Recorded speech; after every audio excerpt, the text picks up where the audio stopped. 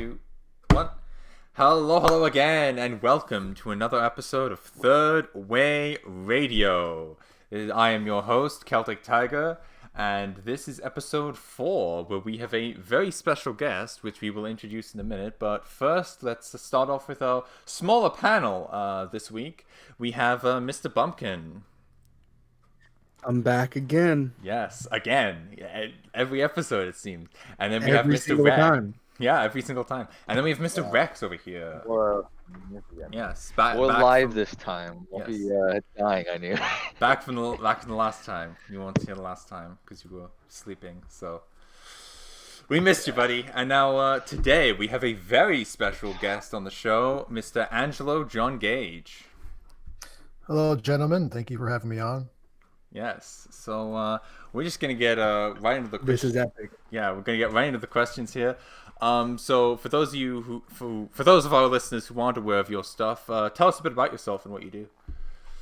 Well, what I do now, or what I've been doing for years, or What you've generally been doing. Well, the story of my life is basically like this. I was born in Italy, came here when I was 2 years old, and then I lived in New Jersey till this day. But around 17, 9/11 happened. That event caused me to say, oh, I better do something for my country. So I joined the Marine Delayed Entry Program, which is basically you can't go to the Marine Corps to 18, but you can hang out with the recruiters every weekend until that time. So you get like a year shaved off your reserve time. So I did a 4-year service, and then I would have 4 years to be recalled. The shaves at 1 year off. So it's 7 total. But of course, I was sent to Iraq 2003 and 2004 as I joined the Marine Corps because I wanted to be the baddest and toughest. You know, I looked at the Air Force, looked at the Army, the Marine Corps, the colors, the reputation. I wanted to do something for my country. And you know, my family was basically, we were all Italians essentially, and Roman Catholic upbringing. But you know, I was kind of spoiled in a way. My father, he's like a jack of all trades or whatever. He can do anything with his hands. He's a mason, building stuff, contractor, etc. My mom was a housewife, Italian housewife, barely spoke English. I have 2 sisters that are younger than me, and I was just living in this. I was in several towns in New Jersey that were quite wealthy because my dad made good money. It's kind of spoiled in a way. Like, I didn't do hard labor. I didn't really care to do things. I hang out with my friends, class clown type of guy, make everyone happy. Didn't belong anywhere though. Did play some football in high school. Did some lacrosse. I did like sports. But you know, I felt like I had no meaning in life. So I looked at the Marine Corps as this test. Like, you know what, Angel, why don't you go be a man? Go fight for your country. And perhaps it was in my genetics because my grandfather, he was in the Air Force. He was a major in intelligence. He was in the Korean War. His father was a Marine. So it just, my father was the one who dodged it, basically. but he was in Italy. So when he left and he came to America, I guess it's in my DNA to be someone like that. So I always liked G.I. Joe. I always liked like Street Fighter. I like Guile. I like Ryu. I like the guys who were tough. So I always liked these things. And I thought that, you know, being a Marine would have been like the ultimate thing I'd ever do. And, you know, the propaganda with the sword, the proud, with the ego, like, oh, you're a special and da-da-da. And there's only like 70,000 Marines compared to, you know, the Army and other branches that have way more people. So I did that. I went to Iraq twice, and that, you know, taught me some life lessons, of course. And from that point on, I got back and I started learning about the war not being true. And at the time I was Catholic, and I started questioning religion because I went to college and I started learning philosophy. So ultimately, after all this time, going deeper into the rabbit hole during college, you know, doing other things, trying different, I was a promoter in New York, chasing women, partying. I lived the only thing I never had in my life was money. That's the one thing I never had. Okay. So everything else I had it, but, you know, going through the rabbit hole of the war was fake. My religion, I questioned it. And then this other thing, the rabbit hole, 7 years of conspiracy theories, put it that way. Okay. Every type you can imagine. I went through them all, read all, not that I agreed with them, just went through all of them. And eventually I came into this the great replacement thing. Oh, wow. So, you know, I went through the World War II stuff. I went through I said, well, okay, that's history. Who knows? But suddenly I learned about this whole immigration thing. Oh my God, there's these people who want to destroy the West with these weaponized immigrants, is what I look at it. These people, they're flooding Europe, they're flooding America, they're flooding Australia. And for some reason, our politicians aren't stopping it. They don't care. In fact, they're the ones making it happen. They're allowing it to happen. And I said, this is what I need to stand up. And I started to realize this anti-white hatred everywhere.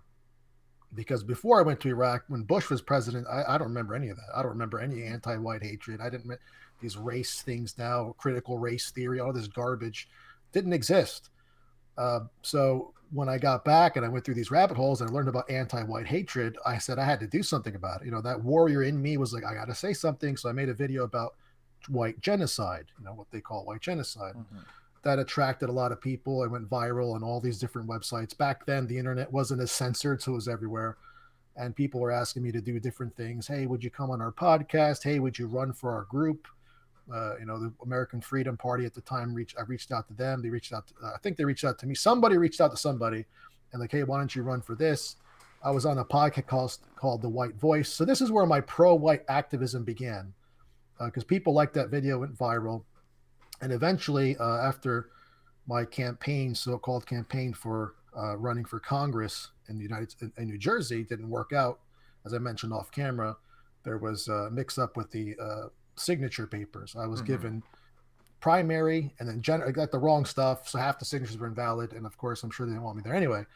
That didn't work out, but I got into this activist group that I didn't create. It was called the National Youth Front. And the person who was the chairman there stepped down because of some issues. So the guy who was going to take over said, hey, why don't you do it? You know, you got this voice, you're popular, people listen to you. I said, I'll do it. So this is when I started my activism with the National Youth Front. So again, more pro-white activism, not because I think white people are XYZ or some theory, because there's literal anti-white hatred on college campuses across the world to this day, essentially. And my group was one of the first groups to actually get the word anti-white out there in the conversation. So we would just go to college campuses and we would just say this teacher is anti, because the teacher would say something stupid, something anti-white. For example, in Boston University, there's a woman named Seda Grundy. She said white students are a problem population. And I would just say, well, imagine they said some other race, you know? So we went to Boston, we plastered it with all these posters, and that got me banned from Boston, even though I'd never been a student there.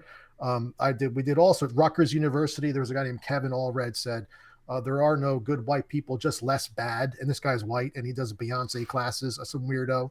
There's all sorts of things like this. There was one at the ASU, I forgot his name, but he had his class was called The Problem of Whiteness. This is what really struck it off. And what if it said the problem of Jewishness or the problem of blackness? Can you imagine? Yeah. The backlash, but whiteness, okay, sure, say it. So we had to stand up against it. And because my group did this, of course, these usual suspects, ADL, SPLC, you name it, came after me, anti-Semite, Nazi, neo-fascist, whatever you want to call it, even though our group was literally just about counteracting anti-white narratives on college campuses, which are literally racist by the definition. But then there's a whole definition that says, no, only racists can be whites. And you know how this stupid game works. So obviously. Essentially for years, I've been doing this kind of activism. And of course, I've pissed off a lot of people, even from those kind of groups. I've had my fallouts with many people in I guess the communities, if you will. But I kind of realized I should just be on my own. And I went off on my own. And this is when my wife was going to get pregnant. She was pregnant. And I said, I'm going to step down from my group, which I did. And I've been solo ever since and just doing my own thing. And Trump, you know, I'm not political. I know we'll get into these questions, but I never voted again after George Bush sent me to Iraq. And I said, okay, I'll never vote again. Here comes Trump promising all of these things, you know, border wall, you know, all this other stuff. But really, it wasn't the wall, which to me, I didn't think was going to happen. It was the no more dancing to the false song of globalism. That's what got me to vote for him. This whole Soros thing, WikiLeaks, Hillary's going to jail. I'm like, finally, somebody who's a billionaire. Yeah. He brought in a lot of us with that. A lot of people. Oh, yeah. We all came in. Like, I remember, because, like, I wasn't like third position or anything at the time. I was more of a conservative. But I remember, like, I went from like center right, like barely political, to like radical, like devout Trump supporter almost overnight. So he got a lot of us with that. And then to see what ended up happening with the Trump administration, like almost immediately it fell flat. That was very disappointing to a lot of people. Well, I mean, it even got me away from like the so-called white nationalism type circles. And I know white nationalism, I don't like the word because there's so many different types of people in that umbrella term. There's the white supremacist types, then there's the white separatists, there's the white majoritarians. There's so many different ones, but they use it as a pejorative. It's a white nationalist. But I was, of course, friends with different people, and we didn't all agree on everything. I spoke to all the big dogs in those organizations and groups, and I had a falling out here and there, nothing personal, just different ideologies. But Trump showed me, oh my God, we don't even need that. We could save America with this populism. Look at this. Black people are going to Trump, Hispanics. Oh, this is great. Forget all this other stuff. It's not going to work. And then he bombed Syria, and I'm like, oh no, he's saying the same. It's over. And then he did it again. I was like, oh come on, 4D chess, no guys, and that was it right there. 4D Trump, chess. Yeah, Trump was the final straw for That's me. what it was. I remember. Yep. Yeah, I remember when he did that. When he did it the first time, I think was it CNN or MSNBC was praising him. Was like one of the commentators recited a poem. He thought that the bombing of Syria, like the missiles going off of the ship, reminded him of this poem. He was reciting a poem. It's like a glorious. Look at this amazing, glorious, view, amazing. It's like what? The fuck? You're bombing an airstrip. You're literally talking about bombing children, and you're like, bombing it's children, glorious. and the like, airstrip he bombed was going operational on? the following day. Yeah, that's he just the thing. killed a bunch of people. That's the only reason he bombed it. Well, this is the 4D chess people said, no, actually, he got a phone. They called the Russians called Syria, and they bombed it for show. I said, all right, maybe the first time, you're right. Second time, they bomb another thing, and ISIS advances. I'm like, no, forget it. Then he makes billions of dollars arm deal with Saudi Arabia that's bombing Yemeni children. Then he does everything for Israel that they ever wanted in centuries, basically, since 2,000 years. Who's done any president in history, right? I was like, all right, this guy, he's done. And to this day, we still have the 4D chess crowd, the QAnon. The QAnon. Trust the plan, trust everything. You got to trust everything. Listen, I would love that they're right. I'd rather be an idiot and say, oh, man, you guys got me. But it doesn't look like that. And there's people who really believe it, and they keep shilling it. And that's a lot of reasons why it bothered me with certain people and different groups out there who keep saying, well, Trump, this, that, it's our only hope. It's like, no, stop. And it was after this Trump thing is when I realized we need a totally new solution. Like this entire system has to be obliterated, like completely replaced. And that's why I already understood the left versus right kind of thing, because I'm kind of liberal in the sense. Well, I was when it came to Paul. I don't care what you do in your bedroom, whatever, leave me alone, right? But we've become so polarized in that there's no choice anymore. It's either you're left or right. But that's a false dichotomy. That's a false choice. There's a third position. And that's why I'm here, because over the time, just by my own logic, I've concluded this entire system's wrong. If we have a system which only produces the lesser of two evils, that's horrific. That is ridiculous. Imagine at a company which you only produce 2 crappy products every year, and we'll pick the less of the crappy. It's still crappy products. How about we make a new company? Fire the people in charge, get a new board, get a new something. I don't know, but people, when I talk to people, I remember one time a reporter who asked me about the National Youth Front. Oh, Angelo, so what's your view on this in politics? I said, listen, why don't we just split the country in half? Why don't Democrats live on the West Coast and Republicans live in the East? She goes, oh, that's interesting. And this is like a left-wing, journalist who wanted what was it, Talking Points or Turning Points, or I forgot what it was. Turning Point USA. No. Turning Point USA. No. Talking Points memo, something like this. Oh no, it wasn't. Okay. It wasn't Turning Point. No, it was a journalist who we'll have a fair story, and then it's the opposite. Oh, okay. But I told her, I said, why don't we split the country? Why do we live among each other if we're completely different politically? She said, that's a good idea. Of course it's a good idea. It makes total sense. And so it kept driving to the point where, okay, we just need a one-party state at this point. I mean, dividing it into different areas where you're not living next to someone who wants to compete with you politically. It makes no sense. And that's why, even as a young boy, this whole third positionist idea probably ingrained in my blood, because my grandmother, she lived under Benito Mussolini. She literally did. She told me about Italy back then. She even told me when the Germans came in, and she gave me a story that my grandfather, he's multilingual, when he was alive, a young boy, he wrote in German, please don't destroy the wine, drink it, because they had wine cellars. And the German, who wrote this? It was kind of funny to hear stories, but my family comes from that era. So it's probably in my DNA to think like this. What are we doing? Yeah. Divide and conquer type politics. What liberal, Democrat? Come on, what is this? Why don't we just be all American? But I think one of the mechanisms of the elites that run the West and the banks and everything is democracy, is divide and conquer. And a lot of this was kind of antithetical to my soul because I'm very liberal. I want to be free. I love my own beliefs and I like to share and live and let live. But at the same time, how much is freedom really good for people? I mean, you give people all the freedom in the world. What do? They'll buy cigarettes that kill them. It says smoking will cause cancer. Yeah. They have the freedom to do it. They'll go buy and kill themselves. I mean, this is what people do with their so-called freedom. At what point is freedom dangerous? How much do you need, etc.? I mean, this is all philosophy, but so I started questioning like all this stuff, and I said, wow, looking at my history, my freedom with women, with partying and doing whatever I was doing as a club pro, I had all the freedom in the world. Self-destruction. It was literally self-destruction. Never satiated with all women or not.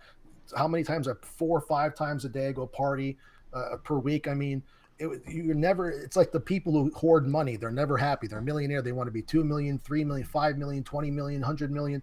It never ends. And I started to realize through experience. I'm not some guy who read a book that said this is bad. I went through life being a hedonist and feeling empty.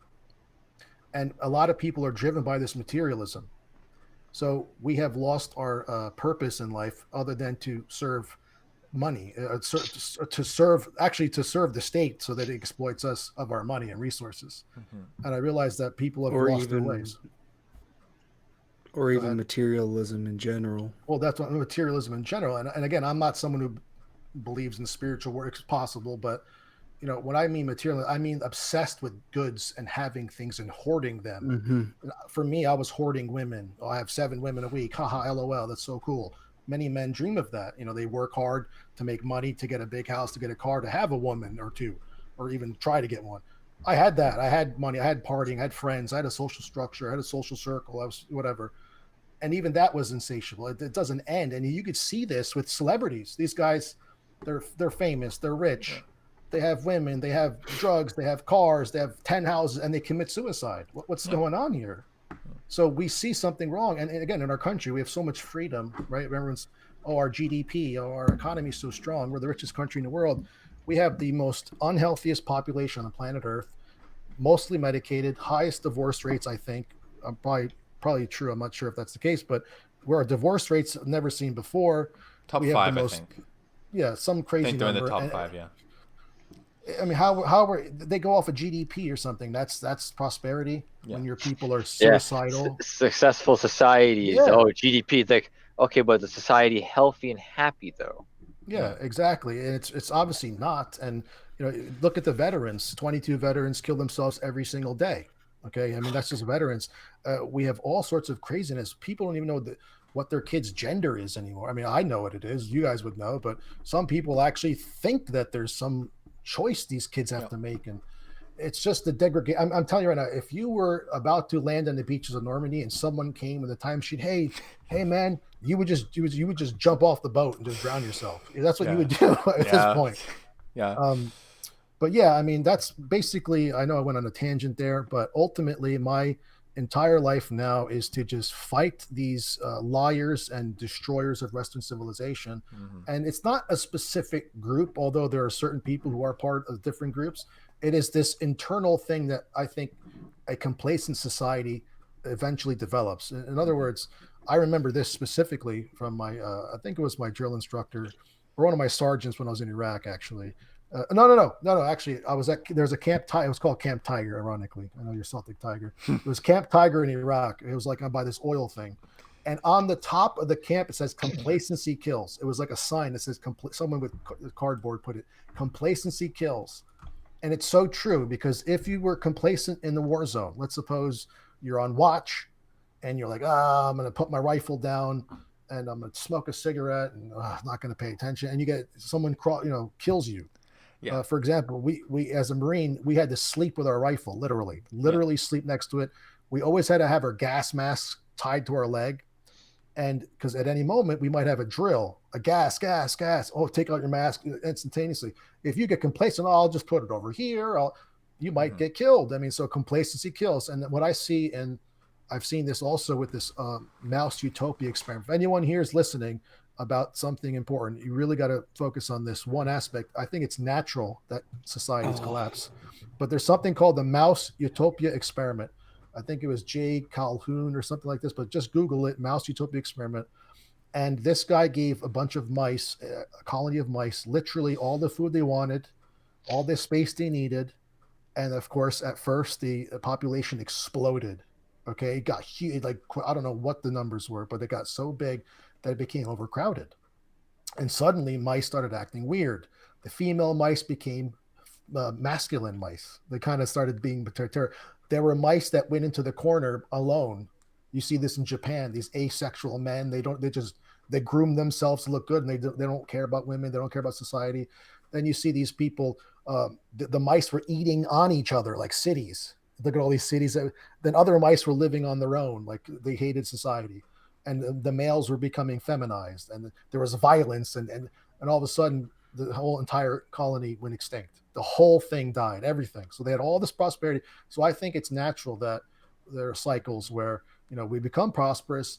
Everyone gets so happy, like the boomers were, and then suddenly, sell our children out to slavery. Yeah, open the borders infinite. Who cares? It's a slave. That's what happens. And so I think we're at that situation where those of us now coming to understand what's happening, we have to make the changes. It's up to us. Our grandparents, they live their lives. They're not going to fight anything for us at this point. They probably will never wake up, most of them, because they believe in a certain thing, the American dream, yada, yada, yada.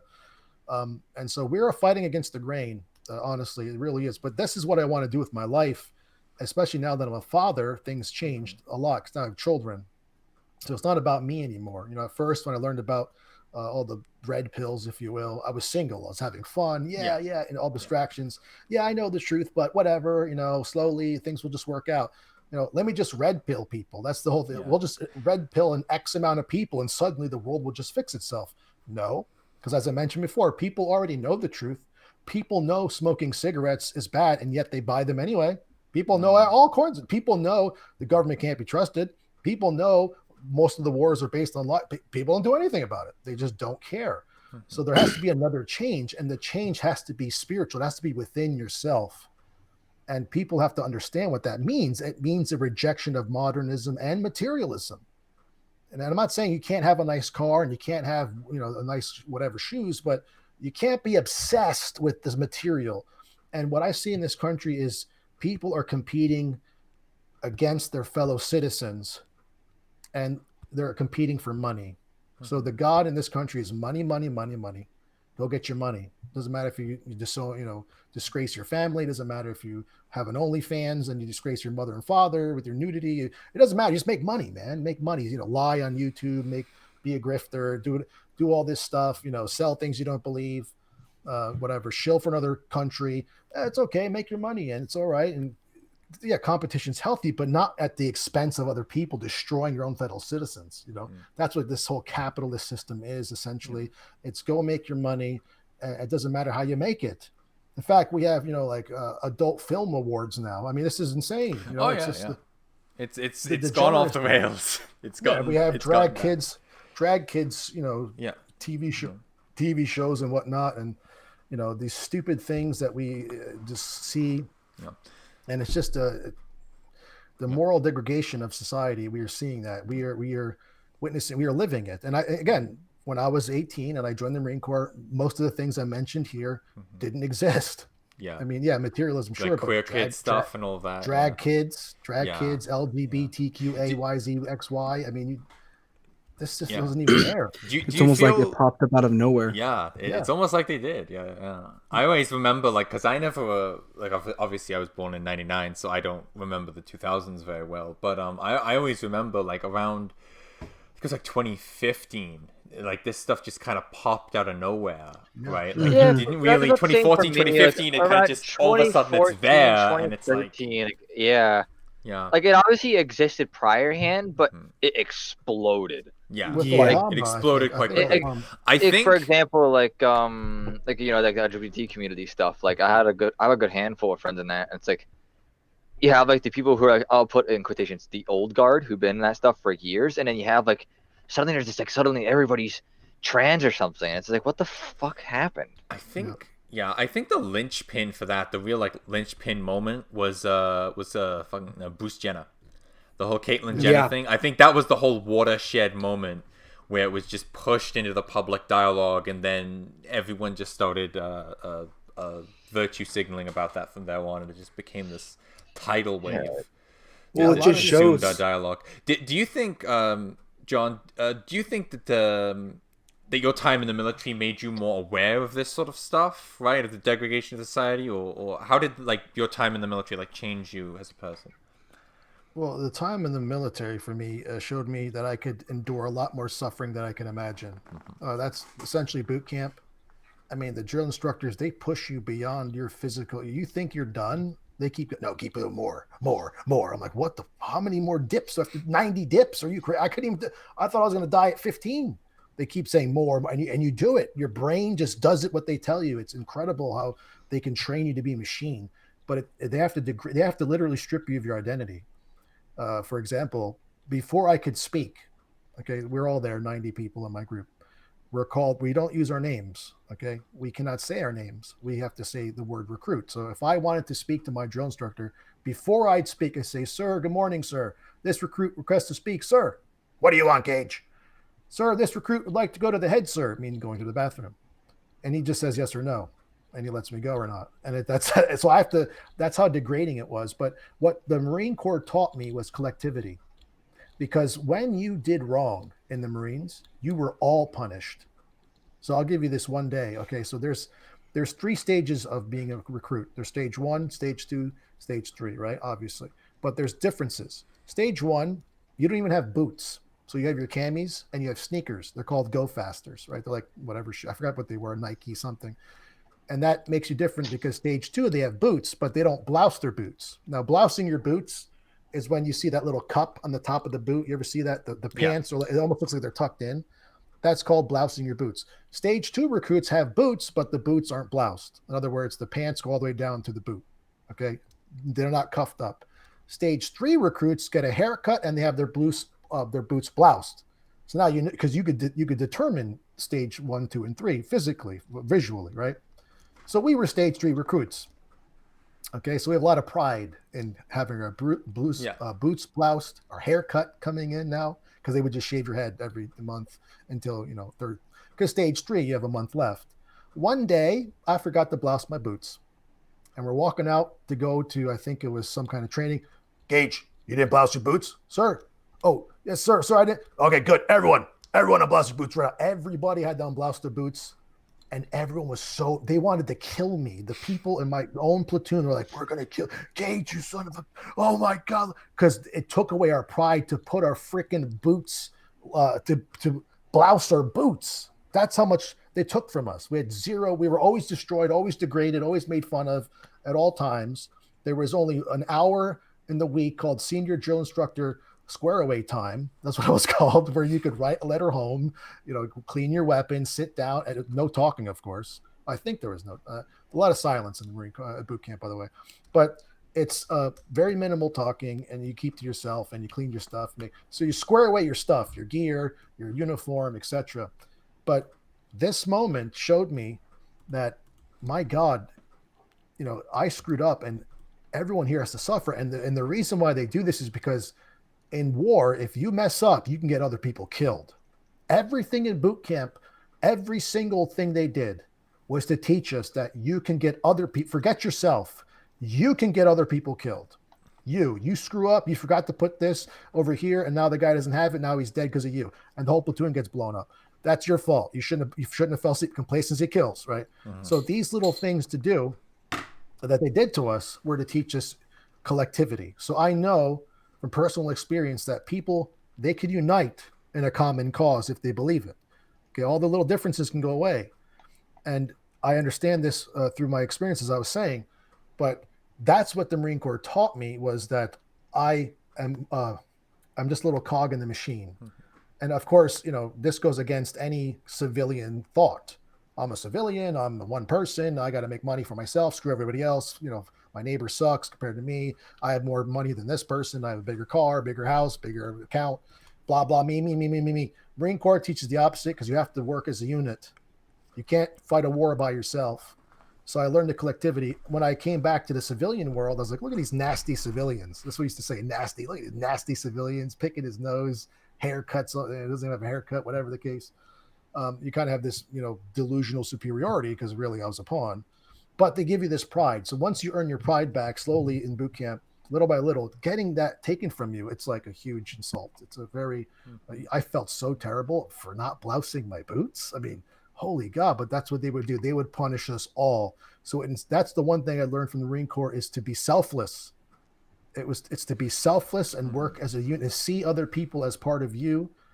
Of course, if they're on the same team, obviously, and to sacrifice yourself for the greater good.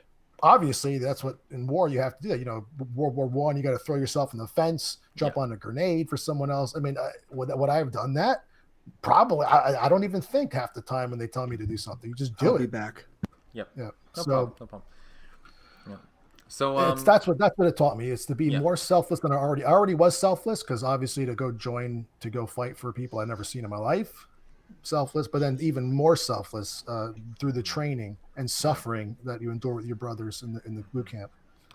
So you talked about how you found your way to third position earlier. What specifically attracted you to third position? Was it that collectivist spirit, or was it like something else? It's the order and the justice that I see in it. Again, one of the things you could thank for me being here is the complete failure of our current system. If the current system worked, I wouldn't be here talking about this third position stuff.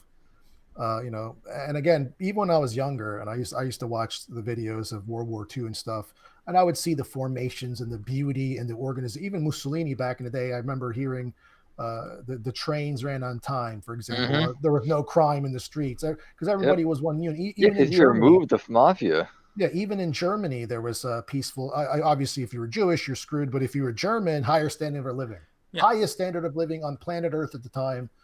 I was like, how'd this guy do this? And I thought he was crazy too. Like, well, this guy's yelling a lot. What is he saying? Yeah. But hey, the streets are clean, etc. But at the same time, the dictatorial powers, I rejected that whole thing. But you can't be. You cannot deny the awe of it. Like, wow, this one dude runs this entire country. Yeah, even in the second half of the war, the average German ate better than the average American. They had more food in their mouths than the average American, which is really it's impressive when you consider like these guys have like they've just lost half their territory and their citizens are still being properly fed. Yeah, I mean, and also being a young boy, like, powerful figures, you watch G.I. Joe, you have Cobra, Cobra, the bad guy, like he runs this military, it's all technological, and there's G.I. Joe has to fight them and stuff like this. And I mean, when you're young, you are enamored by powerful men, whether it be Alexander the Great or something like this, or even Genghis Khan. I'm not saying they're good people. Genghis Khan is horrific, but it's impressive that he almost took off the planet with a bunch of horses and guys on horseback, right? Yeah. He raped and pillaged everyone, and 1 out of 500 Chinese people's related to him. But it's nonetheless, it's insane that even was history, or Napoleon or something like this, Julius Caesar. These are the things as a young boy, you're like, damn, those are men. I mean, you look at our presidents today, they're jokes. Their leaders today are pathetic and they're sellouts. And that's a whole other story. But what drew me toward the third position is ultimately the system that I wish the system worked, guys. I really did, but it just doesn't work. And I think it's actually made to not work purposely, to divide and conquer. And it's just, to me, logically, if you have a company, you want to have everyone on board. You want everyone to think of the same thing and have the same spirit and have the same goal. And this country is not that. Yeah, it's money, but it's not, because to get money, you have to destroy other people. It's competing against other people rather than working together. And I'm not saying communism is good at all. I'm not saying that at all. I'm just saying that, it's in our current system, we see people who are sellouts because all they want is money. They are willing to sell out their countrymen. They're willing to sell their own mothers to make, to get power and government, to be famous, to get more materialism. A lot of these people are sexual perverts, obviously pedophiles, if you will, many of them. And it's because, again, they're hedonistic. They want materialist pleasure. They put that above their fellow people. They're very selfish rather than selfless. And that's why a lot of people, despite knowing the wars are shams, they always thank the troops, support the troops. They have this internal gratitude because they know they wouldn't sacrifice their life for their fellow American. Most of them wouldn't do it. And even despite the wars being nonsense, they still say, hey, support the troops because these are people that are willing to die for them. Yeah. Sadly, it's for no reason, but there were times there were reasons. But yeah, that's what, drew me to third position is the order and justice that it provides. It is, there's accountability. Whereas here, where's the accountability? You got a guy goes in, he's in Congress for 4 years, screws things, leaves. Next guy comes in, promises something, does the opposite, leaves. There's no accountability. It's a revolving door of criminals and swindlers. That's what it is. And there's no account. At least when you have one guy in charge, a few people, you go, oh, it's his fault. Get rid of him, replace him. There you go. Here, it's not like that. It's just it's everybody's fault. You voted for the guy. This guy betrayed him. It's that party's fault. Everyone's pointing fingers. Meanwhile, the elites and the oligarchs who run everything, they get away scot-free. Yeah. You mentioned before you initially you got big because of a video you made about the Great Replacement. Why did you start making YouTube videos? What motivated you to start talking about that? That's what it was because, again, when I learned about all these red pilling events, that was the thing. I had to say something true. Just like when 9/11 happened, I had to go fight the bad guys. Unfortunately, we were lied to, and, we don't even know what's going on with that. But when I learned about this whole, white genocide, quote unquote, Great Replacement, whatever you want to call it, it was that motivated me to say something. So my first video I ever made on YouTube was a call to duty, spread the word on white genocide, something like that. And everyone's like, oh, look, a Marine said this, and a Marine said this about white genocide, and it went viral everywhere. And that's why I did it. And people liked the video, and it was a horrific video. It was my first video. Yeah, I go back and I watch my first YouTube video. It was so bad. Like when we start, it's like we have such when we're looking back, like introspectively, it's like, why did we make this? Why did I make this? Well, it's not even. It's just the way I kept messing up. I kept stumbling on my words. Now I can make a video without even any. I never do scripts, but before it was terrible. Like but now I could just talk for an hour straight without any problems. Yeah. But before it wasn't like that. But it still went viral because a Marine is saying, "Oh my God, this Marine guy said this. Look at this guy, and he's pro-white, and he's this and that, and he understands these things." And that's where I started, and I just started doing that, and I kept going. But that YouTube is gone, of course. I had that, my YouTube channel now is bigger than what it was before. Because I left that scene, I felt like, okay, that's right, but there's more to the story, and we have to work together and do other things. There's a different solution for America. And again, I pissed a lot of people off by doing that, saying goodbye and getting away from certain people. But ultimately, I did it because I wanted to tell the truth. And unbeknownst to me, I didn't know that there were these powers out there that will hunt you down, dox you, destroy. No, I used my real name from day one. I didn't even think it was a danger. I thought freedom of speech, no problem. Next thing you know, there's blogs about me. I'm like, what? Angelo John Gage. I'm like, huh? I couldn't. So all the conspiracies that I thought were just perhaps, maybe they weren't real. They were confirmed by these organizations that are funded multi-million dollars writing about me, sending people to spy on me. Lying about me, libel and slander. I'm like, what? Of course. Now I see what's going on. Yeah. So, I said, okay, I'll fight this enemy. It's a badge of honor. Call me whatever you want. And so they motivated me to go harder. So I kept going to this very day. Yeah. But that's why I started. Okay.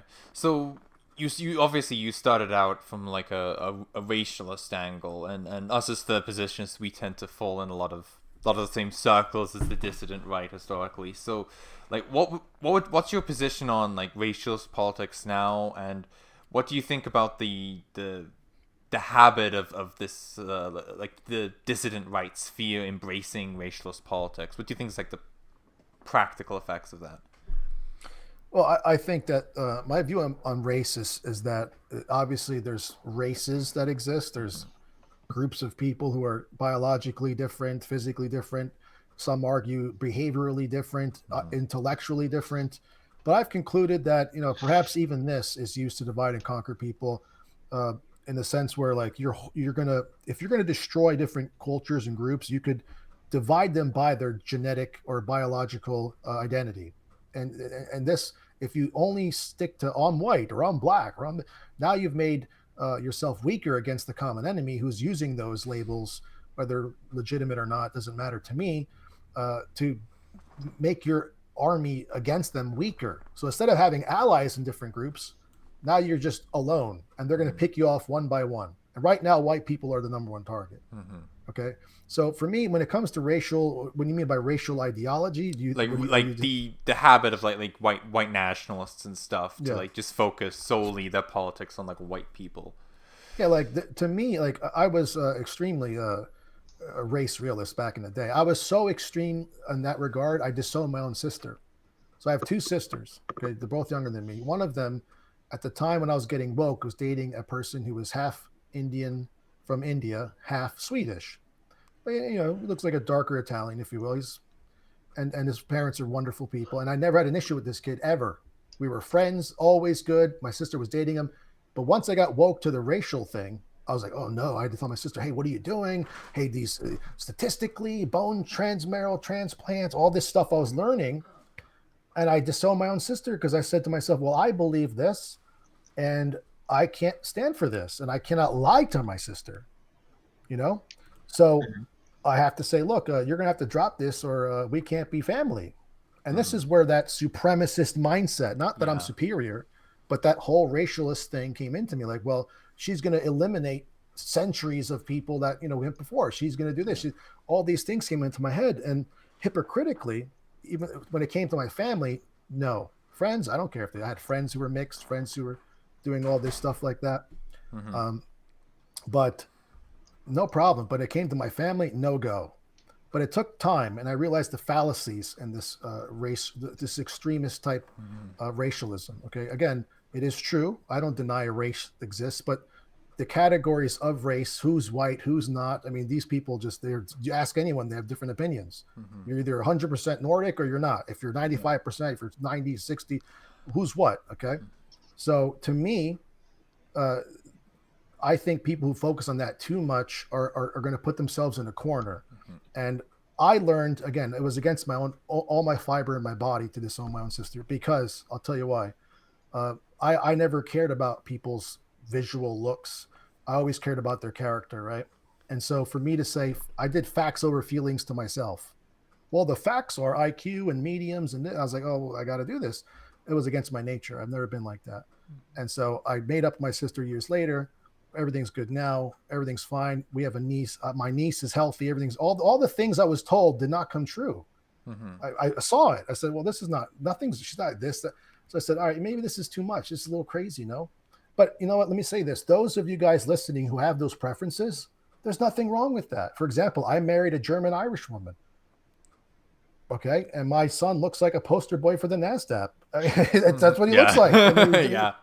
Okay. So but that's my preference. And even when I was single, instinctually, I've never been with an Asian or a black woman. Just not because they're not beautiful out. There's beautiful black women. It's never happened. It was never my thing. Latino women. Yes. I guess instinctually thought they were white. I've even had some Jewish women in my time. I thought they were white too. I've had plenty of women, but never Asian or black. Not because I'm racist. It just never happened. So I think concluded instinctually, most people won't mix. Just naturally, they won't mix. Otherwise, we'd all be mixed. There'd be no races at all, right? No categories whatsoever. And so there's always going to be a minority of people who do it, I believe. And I think history shows that's the case. So I said to myself, this entire concept of forcing people by law or disowning family or getting upset, et cetera, et cetera. And again, we all have our preferences. We do. And that's totally, when the white nationalist gets mad, well, hey man, it's okay. You want your kids to look like, it's fine. There's nothing, it's when they attack immorally. They say it's morally wrong to mix or this or that. Then it's like, really, dude, why do you say that? You're a mix of Neanderthal. Yeah. Your ancestors mixed with Neanderthal. You know that? You know, you guys are mixed with that. Technically, me and my wife shouldn't be married. Why didn't I marry an Italian? I mean, we can arbitrarily select where mixing should not be done. Okay, you mix with that tribe. Oh my God, they're Scottish. You can't do that. You're betraying our tribes. But to me, I think if we're going to judge people on biology only, then we've missed the whole spiritual aspect of humanity. I'm not talking about a soul. There could be a soul, but I'm saying we're not just machines. And I think the racialists look at human beings as just machines. And I think Paulo said it the best, biological materialism. I think that was the term he used when he was explaining it to me. They're just, that's it. So it's like, we're just machines, and these machines have to do what these machines want. And it's just like, is that really it? Yes. You know, so I reasoned myself out of this. People say, Angelo, you're a cuck. You gave in to the, you know, Jay's Jewish, Marxist Kalergi plan. No, I reasoned myself because I said to myself, okay, what's the difference about me forcing my sister to do what I want against her will, or Genghis Khan invading America, let's suppose someone like, and raping her with his troops? I mean, there's no difference. It's still supremacy, right? In a sense. So I'm anti-supremacist. Okay. I don't want people to tell other people what to do against their will like that. You know, it's your DNA. And there's another thing, a lot of things with the racial groups, whether it be black, white, whatever, it's like everyone is their DNA. They expand whiteness, blackness, Jewishness, everyone does this. You know, if you're Jewish in America, you must support Israel. If you're black, you must be Black Panther type person. You got to support George Floyd. If you're white, you got to have the white diaspora, pan-Europeanism, no matter what. This is they project their genetic determinism on everyone, whether they agree or not. And that to me is a form of supremacy. Yeah. So it's a little. Go ahead. No, in a way, white nationalists are really no better than the powers that be, because they basically are doing the same thing except to the opposite effect, right? With like the was it biological materialism, right? Like just forcing people into the position where they have to make these certain choices. Yeah. It's you're like a race traitor if you do this. Even if you're a black dude who agrees 1,000% and you married a white woman who supports your organization, you're a race traitor. Get out. You're nothing. They read the Turner Diaries and they think that's what they should do. And they get a spade and then they just hit her in the head. And that's the sickness. Now, again, I've made statements. I told you I pissed off everybody, including white nationalists. Okay. And I said white nationalism is like Zionism in a sense, right? Now they said, Angelo, no, it's not. We don't want to usurp. I said that. I did. And it was, you know what? That was too much, because I was talking about specific people who said white Zionism. Okay. That's what I mean. Now, but the others have said, no, Angelo, that's not the case. You know, we just want our own play. Okay. You're right. So I should have said specifically who I was discussing, which I didn't, but then people reached out to me and said, hey, what are you saying? I said, here's what oh no, that's other people. Okay, good. Yeah. So I don't care, but I don't believe that that's the solution to this country. And I think most people would agree a white majority is what they're really wanting practically. Then you got the lunatics, send them all back to this country, deport that. That's not practical. It's not going to work. And again, it's not even moral, because a lot of the people here, for example, I got here in 1986. I'm not even Anglo-Saxon, right? Yeah. Why should I tell some guy whose family's been slave for 400 years to get out of here? Are you crazy? Like, this guy's been here longer than me. So again, but they'll argue, no, you have the genetic stock and you have the shares of this country. I mean, it's all just arbitrary stuff. But at the end of the day, I don't care to argue with people on this, because there's nothing wrong with their belief in sense that they want to have the right to preserve themselves. And the thing is, however, Celtic, is that they will see what I'm saying as a threat to their ideology, even though I'm saying, hey, I'm not in your way, do whatever you want, just don't hurt anybody. Yeah, that's it. I'm a live and let live person, but there are people out there who can't accept that, and they'll call you a cuck for it, and that's fine. Call me whatever you want. But all I know is that when I went into that racial rabbit hole to the extreme point of disowning my sister, that hurt my family and myself. And people saying, well, that's why it was hurting him. He was too weak. No. This is philosophical and logically consistent. I was being logically inconsistent. I was being no different than the powers that be, thinking just like them, that no, you're part of this group, no matter, even if you reject it, you're still that, no matter what you say, do what I say, or you're not, or you're a traitor, you're a race traitor, you're a cuck, or this, that. That's the problem. Nobody likes militants like that. Nobody likes supremacists like, it's annoying, right? It's like, stop. You don't own me. You don't own my family. You don't own anybody. You have your preferences, respect. Fine. We could respect each other. We could disagree, go your own way. But these people who would get too extreme don't go their own way. They force it upon other people. They attack other people. And therefore, they're part of the problem too, in my view. Those who are going too far. Those who want to be left alone, that's fine. Any group who wants to be left alone. Every group has a right to preserve themselves however they want. It could be purely genetic. It could be purely ideological. It could be purely religious. It could be purely whatever they want. But we're seeing people they're expressing themselves as if no, it could only be my way only. And if you don't do it my way, you're a threat to my people, et cetera, et cetera. It's like, come on, you know. But and that's one of the things I think increasingly is like, and this is to do with I guess the next question with the increasing polarization in like American politics, is that people have a habit now. I don't know if this was the case before, but I think now more than ever, people have a habit of taking politics personally, right? And not like actually not looking at someone's position objectively. And when someone doesn't agree with you 100%, people have a habit of taking that as like a personal slight against them. Yep.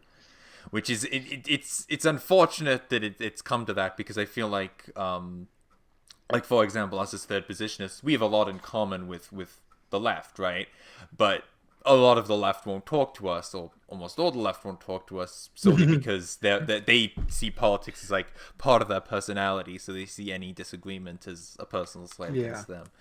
You know? So it's like yeah, I'm for free healthcare. Yeah. It's like, so you're also a social democrat. No, I didn't say that. Yeah. Yeah. Well, going on into that point, do you have what is your opinion on the increasing political polarization in America, and what do you think we need to do to fix that? I think it's unsustainable, and I pretty much think that we shouldn't be living together if that's the case. If we're so different, if we're like, that's what I'm saying with this democracy situation. Like Mussolini said, democracy works beautifully in theory, right? Something like that. Was that his quote? Yeah. I'm not an expert on this. Something to that effect. I'm a newbie. Quotes. I'm a newbie, but it's instinctual, right? As like I said, my grandmother lived in that era. And, again, me trying to put it aside all these years, trying to hope this system works. But as you can see, now more than ever, the rejection of identity politics has increased identity politics. And I believe it's being used to herd people into different corners of the battlefield to separate, divide, and conquer. And as you see with the left, everything they do is identity politics. Gay, straight, trans, non-trans. I mean, literally, there's not a single thing they say that isn't to do with some kind of identity politics. And the right also does it. They'll say, oh, look at this black person. They're going to say the same thing I just said, but because they're black, it's even more powerful, right? It's the same racism on both ends, if you will. But we got to help black people because they can't do it their own, or no, they're good, but they're on our side now. Vote for Trump. It's the same token stuff going on. And frankly, it's so pathetic and sad. But the polarization is only getting worse. And I believe it's being driven that way purposely to further divide and conquer and weaken this country. And the solution, I believe, are one-party states. I mean, I wrote in my book, I said, honestly, I think we should take states, the United States, 50 of them, and just have one party running each state. And if you don't like living in that one party, go to another party, go to another state where your party's at, and you'll be fine. And if you're so happy with your backyard and you want to leave because you lived there for 20, then shut up and live in the one-party state that's dominant. But I think voting against each other forever and voting to keep on to keep yourself in power. So even if you win, you lose. Even if you win in the system, you lose, because now you have to ensure that you're in power next time. And you have to fight against everything these people are doing to stop you in every corner and in your way, vetoing this and doing that. It's just the worst system I've ever seen, ever. And I wrote in my book, I said, you wouldn't run a business like this. You would never run a business where half your board wants to do the opposite of you every single time you have a meeting. You would just say, let's split up and have our own businesses. This is logic. It's literally logic. When people say, no, diversity is a strength and it's great to have disagreements, you might disagree over the internet or something. Disagree on like some other thing. You don't need to disagree next to each other and take each other's rights, because what we have in this, the polarization is so bad. It's groups have become supremacists in a sense. Mhm. Like you see these tweets right now, burn the whole thing down. If Trump does this, burn it all down, kill it, kill the police. And on the right, oh my God, the liberal, both. They're so polarized. This is civil war right here, just happening. I don't think it'll be like the civil war in this country back in the day, but it's already begun. I mean, the violence in the street. And again, it's mostly the left. It is, let's be honest, Antifa types, but they are going to push the right to do something horrific, I would think. I mean, I'm surprised nothing terrible has happened. Yeah. I know, it's a blessing in disguise. It is a blessing so far. Honestly, I was expecting that to happen way since like the little Chaz zone. I was expecting them to go in there and do something. It's been said on. I mean, I know I'm referencing Poll here, but I think they have a point. Frankly, I think the police let it go on for so long because they were waiting for a white nationalist or something to go in there and do a shooting, and be like, look at that. Yep. But nothing happened, so they had to close it down. Yeah, I think that they use the times where it does happen, like Breivik or something, or Dylan Roof, which we instantly are disgusted with. We don't make excuses. Well, that guy, the guy who was a pedophile who got shot, that one Jewish kid with the lazy eye. What was that guy? Rosenbaum. Remember the guy got shot for Rittenhouse? Yeah. But that was his past, and he was a good person fighting for justice. No, the guy was a pedophile. What are you talking about? Yeah. When something like that happens in our race, if you will, guy shoots up a church, get him out of here. He's a piece of, hang him. The other group, no, he's a good person. Oh, he meant to fight for justice. George Floyd, he was a great guy. Yeah, he pointed a gun at a pregnant woman when he robbed her once, but hey, he changed his life. These are the same people who will go like, they'll proudly say on Twitter, oh, pedophiles, you should castrate them and kill them and whatever. Oh, look, but he's on my side, so he's a good guy. Yeah. It's fucking, it's literally, what's the fucking word? Hypocrisy? It's double think. Double standard? It's hypocrisy. Hypocrisy. It is massive hypocrisy. Yeah, it is hypocrisy. But it's only going to get worse, guys. I think we're, and that's why third position is prime right now, because I think both sides. I believe both sides have people in there like, there's something else we got to do here. In fact, there's a guy named Brett Weinstein. I don't know who he is, but someone was talking about him, and I went on. I was actually talking to JF Greppy about it. He invited me on his show to talk about my book and everything. And he just did it. He was going to do a show after my conversation with him about this guy named Brett Weinstein called Unity 2020. And his idea was this. It's pretty interesting. You have a central left person and a central right person. You vote for them, and then you have one president, right? And then, these two will either make decisions together, and when they disagree, the president chooses, which is an interesting way of government. They shut this thing down, of course. They shut down his Twitter. Because again, even this idea, which makes a lot of sense, if you will. It doesn't solve the problem, obviously, but better than what we have. And even this was shut down, by these people. So the people are looking for a different answer, because I think, the left and the right are sick and tired of each other. I think we agree on that. I think if they both had an option to live on their own islands, they would. Maybe the left wouldn't, actually, because I feel like they need the right to give them some kind of sense of meaning. But the right, I mean, again, that's why I never liked the dog and pony show of politics. I never paid attention to it. Again, I think actually Trump's campaign was the only campaign I ever followed in my life. So that's how late I am to the political game. But ever since Obama, and ever since I got back from the Marine Corps in 2006, but once Obama came around, I've never seen an acceleration of the left.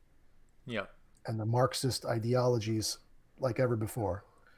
And that right there probably drove the polarization even more, to empower these people, the drag queen story hours and all these other things, like a platform that they never, this is like the Eurovision. Remember that woman with the beard who won? Oh yeah. That was, this is like unfathomable. Hard. It's unfathomable. This is the Twilight Zone, and people are going along with it.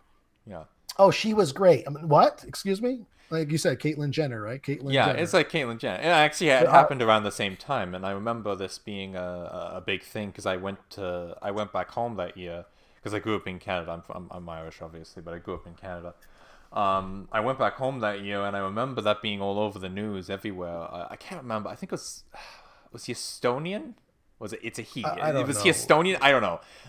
But yeah, Swedish, I think. And anyway, This is all over the news, and I just remember being there like, I thought the Ukrainian one was really good. Why didn't the Ukrainian one win?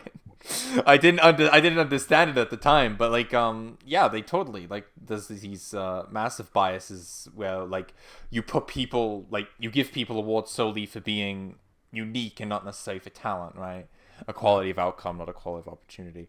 And I suppose, like on what you were saying with like the massive polarization and everything, and the continued degradation of America, what is in your opinion the greatest threat to America today? What is the primary thing that we have to be on the lookout for? Well, I mean, obviously, the banking cartel is the probably greatest threat to this country, and Yes. and that's why they use these stupid arguments like mask, no mask, abortion, no abortion, open border. These are every single thing I just mentioned, even though they're important, okay, are distractions to the bigger picture, which is the banking cartel. Period. End of story. Doesn't matter. Everything else, literally, if you could have no abortions in your country, what good is that when you're in debt to freaking Rothschild? What's or any other banker out there, IMF, pick one. What good is it if you are working your life off to pay off a debt that will never be paid off, and you're literally enslaved to these people you've never seen before? So all these things, again, I think it was Angelo Rothschild who said, "Give me the power over the economy. I don't care who makes the laws." Some stupid quote like that. You know, I don't remember all these demons quotes, but they basically said they don't care what your laws are. Just give me your money supply. Just give me control of the money. I don't care who's who. I don't care who's president. I don't care who's this. They only care when they challenge the system, whether it be JFK, whether it be Andrew Jackson, whether it be other people in history. They only care when they challenge the banking system. So to me, the number one threat is banking, but even worse, well, not worse, but on the same level is the media. Without the control of the media, I think we'd be free by now. But since they control the media, and they did not foresee the internet, by the way, these people who run the world, they didn't foresee the coming of the internet. And now they see what the internet can do. So now they're trying to control that, but they have a hard time doing that. But the number one thing I think against the greatest threat, aside from Zionist Israel, obviously, that's an actual threat in regards to a country. I think Israel is the greatest threat to this country's security. But really, the people of this, again, the materialistic mindset, the selfishness, the egotism, the hedonism, the modernity of the people here is the greatest threat that allows the bankers and the media industry and all this stuff to continue to enslave and poison them. Because I don't like to blame one group and say, oh, it's all these people. It's just the bankers. It's just the media. It's everybody. I mean, it takes two to tango, and people don't like to hear that. Actually, they don't actually like they like to blame a certain group all the time, but it really takes two to tango. You wouldn't have a usury system if you didn't want things. You wouldn't take loans from a predator bank if you didn't want that yacht you don't need. You know, you wouldn't do this. Yes, there are things that we can't control. We were born into this system. Okay, for example, student loans. People want to go to college because they're told to go. They get out this debt. Now they're paying debt for the rest of their life. There are some things we cannot control, of course, but ultimately the biggest enemies in our way are actually ourselves. Now, that's actually empowering, because you go, wait, I'm in my own way. Yeah, you're. How am I? Well, you're afraid. Yeah, of course I'm afraid. I'm afraid to lose it. Well, yeah, you're afraid to lose everything that is destroying you. You see, so it's a two to tango type thing. But yes, when it comes to the external forces, the bankers, the media, the elites at the top, okay. But when it comes to the other half of the coin, it's our fault. And a lot of people hate that about me when I say that. They go, "Oh, it's these people. It's the Jews, Angelo. It's the Rothschilds." Sure, there are people from different groups who are responsible for taking advantage of our complacency. Going back to that, complacency kills. So what I've been doing lately, and you guys have all seen it, I'm trying to show people to stop being afraid of even speaking. People are afraid to speak what they think. They're afraid to talk for good reason. Lose your job, get doxxed, get killed even, perhaps, lose friends, ostracized with society. But then I tell people, why would you want to be loved by this society? This hit me a few months ago. That's why I went on my crazy rocking the boat tour. Yes. Rocking everybody's. I don't care if anyone likes me anymore. I hope everyone unfollows me. I don't care. I Yeah, don't that hurt want my to. feelings. Yeah, I don't. Yeah, sorry, Bumpkin, but not really. It's Sorry, fine. Bumpkin. It's fine. It's fine. But I said to myself, and I told my wife, I sat her down. I said, "Honey," I didn't say honey. I don't call her that, but just everyone says honey all the time. Yeah. I said, I don't want to be liked by this world. It makes me sick. I hate this place. Not that I hate people and butterflies and babies. Of course, I'm saying the way things are, it's so unjust. It makes me sick. Why do I want to be loved like a celebrity? Like, you think it's good. You look at Dan Blazarian, right? This guy, all these women on Instagram, money, yacht, poker, this, that. Yeah. He's a loser. He's a loser. He has nothing. He has no children. He has no value. He's just a hedonist. Beyonce, you think she's happy? She looks happy, dancing around. Beyonce, put a finger on it. All this music, right? Loser. What is she doing? Maybe she does good things. I don't know her personally. Maybe I'm judging her too hard. But the point is, if you succeed in this world, in the clown world, if you're on top of clown world, there's something wrong with you. There's something wrong with you. And I'm not saying that there are people out there who are successful and they make money and they're losers because they're no, I'm saying if you are becoming famous because you engage in clown world, you're not a winner. You're a clown. You're a clown. You're a part of the circus. Yeah. And I don't want to be part of the circus. Mm-hmm. And I actually hate the circus. It makes me sick.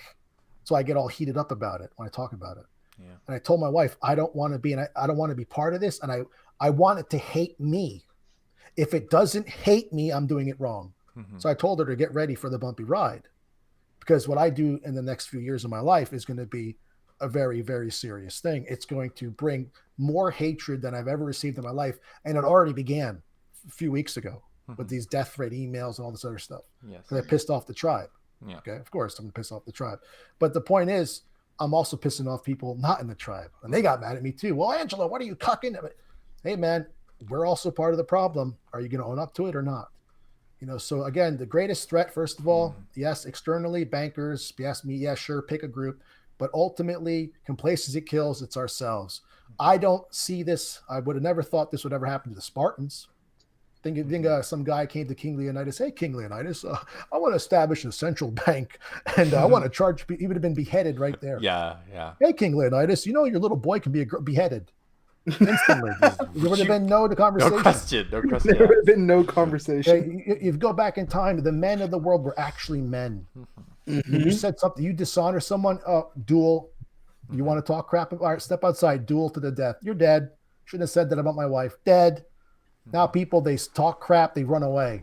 Mm-hmm. They say things, they don't even, you confront them, they block this, that. It's just what happened to the Western man. Yeah. It's also our fault. So my goal is to be hated by the clown world. Mm-hmm. I know it sounds weird, but if I'm not hated by clown world, then I'm clown, just like Bumpkin said. Yeah. And I don't want to be like Bumpkin. Guys. The comfort has made us complacent in society. Yes, absolutely.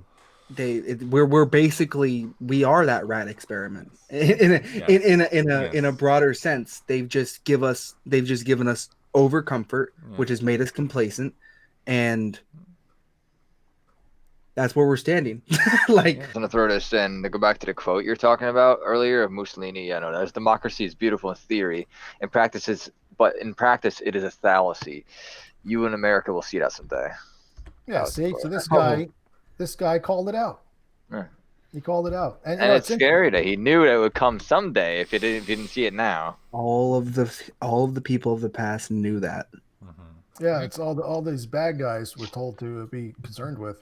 They predicted things, and that's what's scary. You read all these books from decades ago, and I'm reading them like, huh? How does he know that? I mean, it's like incredible. Yeah, I know. Like I said a few streams ago, reading Jose Antonio's works, this is 1932, 33 Spain, and it sounds just like today. Like, what the fuck is going on? Yeah, that's the weird part. Different men in other countries, unrelated people, wrote books to their own countrymen, and it predicted literally I was living in that prediction.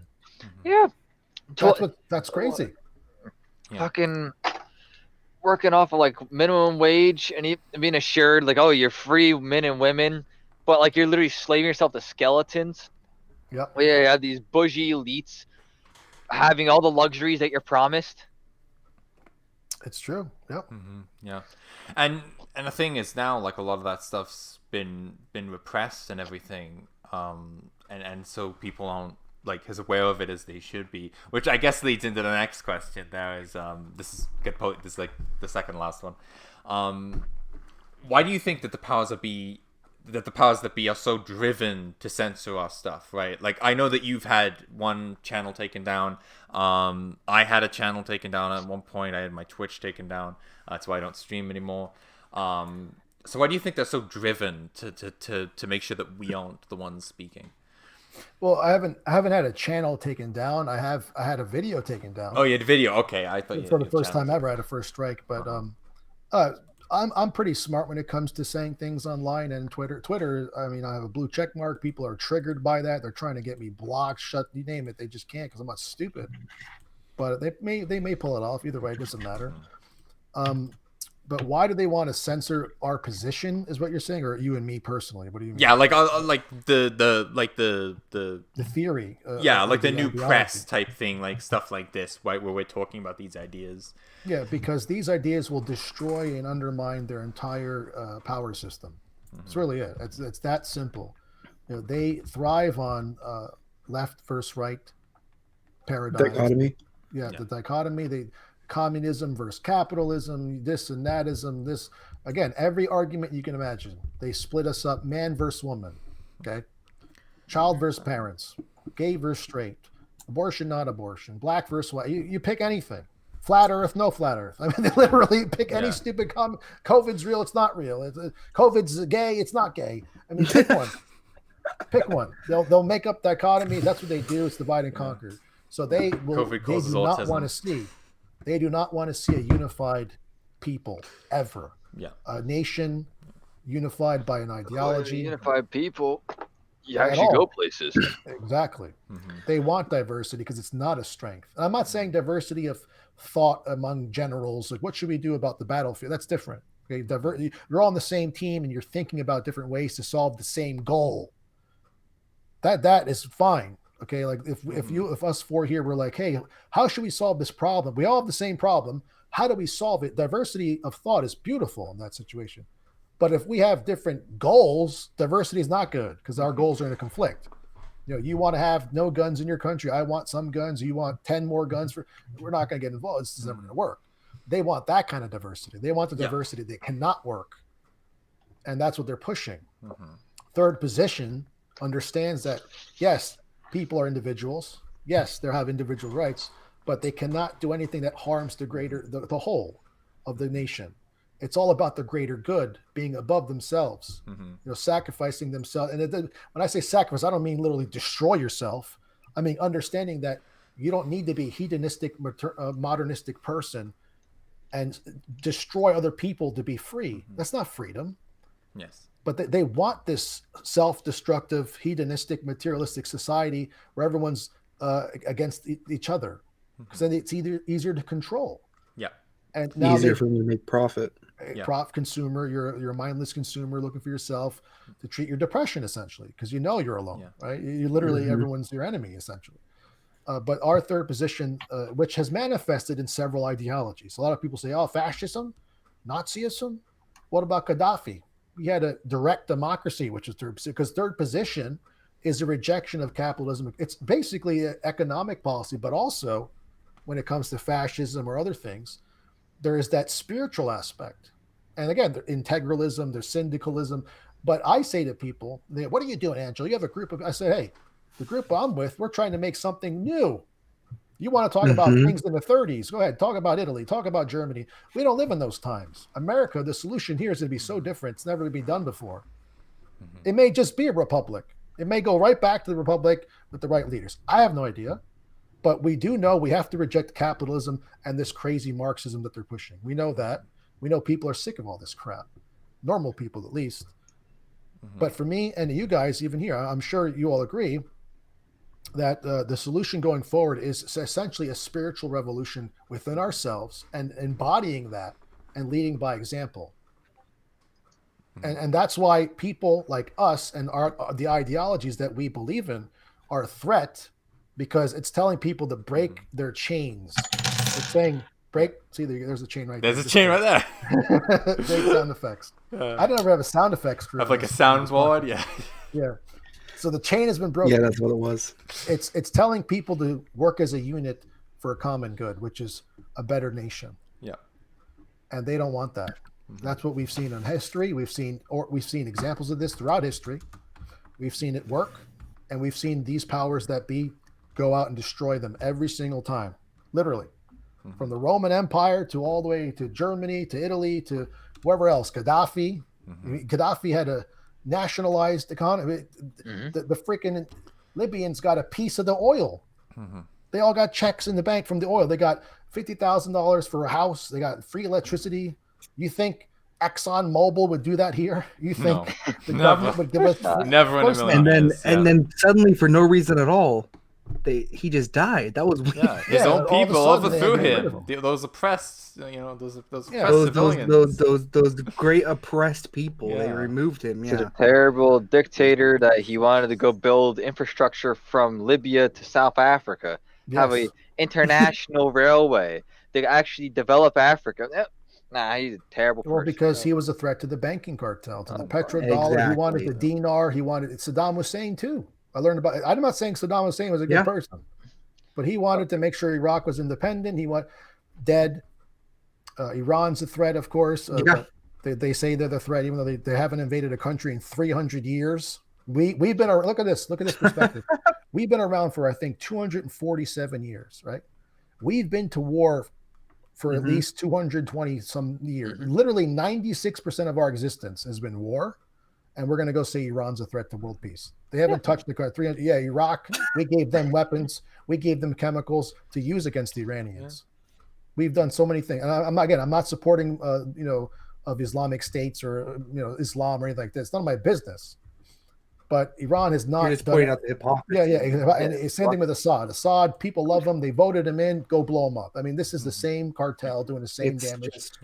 Always. Even Kim Jong-un, whatever his name is, in North Korea. Yeah, it's weird.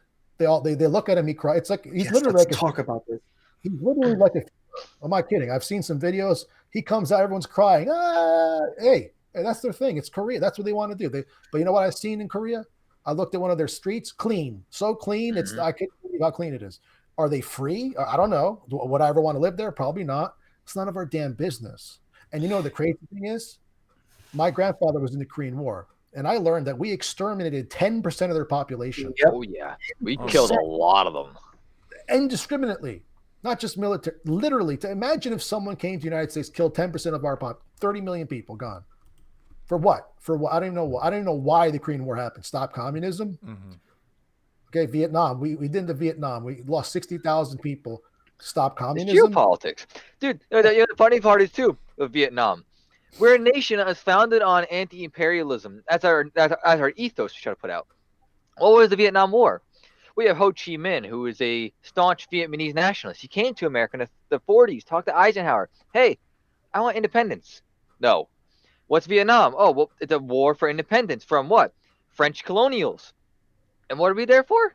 To bring them back to French colonialism?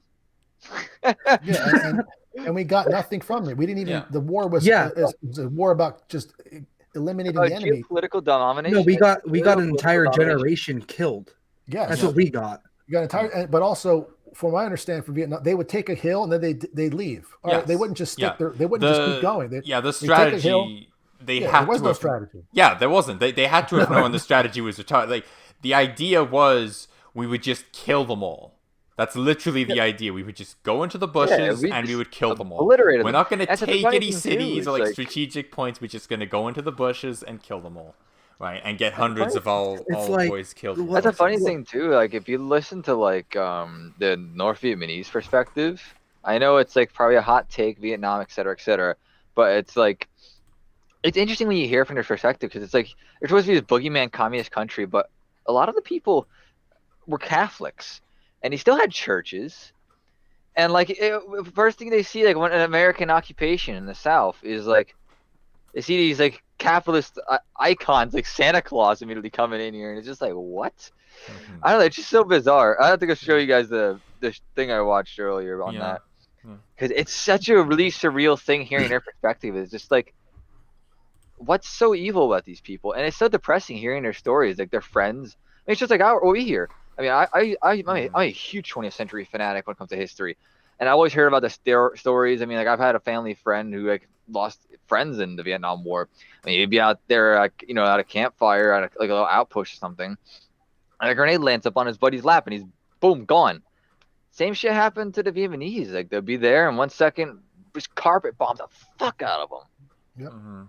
Yep. But I would like to go ahead, Bumpkin. Yeah, go ahead. I would like to talk about North Korea some more.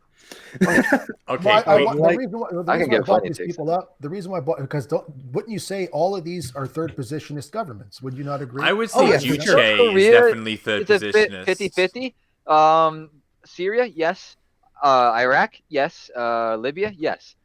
Another really awkward thing. I need to read into Kim Il Sung's works, frankly, to be honest with you. But I mean, like they they do somewhat autocracy a bit, but it's like communist monarchy. I've read into Juche a fair amount, and basically what I'm getting from it is it's basically Eastern National Socialism. Yeah, it's it's nationalist socialism. Don't conflate it with, not to conflate with like German National Socialism. It's in a literal sense of the word, yeah. It's literally National Socialism, but not in the German sense. But also, they always talk about 2 points here. They always talk about how the North Koreans can't eat. Their government's stopping them from eating. It's like maybe stop tariffing them. Yes, and open trade to them so they can eat. Yes, exactly. They always go boogeyman, like, communism this, communism that. Have you ever come to think about like the fact that, I don't know, they're in the not arable land part of Korea. They're in the mountains, and they have a lot of like floods. They have it's all rocks. It's rocks and water. Their only trade partner is China, which is another country that's starving, currently colonizing Africa for food. And these people are completely like internationally sanctioned from being able to have any trade. And it's like, look at them starving. Look at our failure of a system. It's like starving. it's like we're in a peanut gallery. We're like, look at the children starving. Yeah, it's mind-boggling. Also, one thing I would like to mention about the most Muslim countries, right? It's actually in the Quran that usury is outlawed. Yes. Just like it is in Christianity. So a lot of the economic systems in the Middle East are anti-usury or anti-interest rates. And that probably plays a big key role also why we've been fighting wars in the Middle East. I would say so. I do know that in Islam, when you conquer a non-Islamic community, they do have to pay a jizya tax. Yes. There's a tax. It's not usury though. But yeah, no, a lot of the wars. Again, I go back when I read that book, A History in Central Banking, which I forgot the author's title. It's a history. Goodman, I believe, Goodson. I forgot his last name. But anyway, History of Central Banking, the story of human enslavement, something like that. Are you talking about Goodfried? Goodman. Let me just look it up real quickly so I give the audience the correct book. A history. Okay. Yeah, it's called A History of Central Banking and the Enslavement of Mankind. Right. And the author is named where's the damn author? Stephen Mitford Goodson. Okay. And you see Julius Caesar, Abraham Lincoln, JFK, a bunch of people on the cover here who have rejected the central banking system of the Rothschild dynasty and other people like that.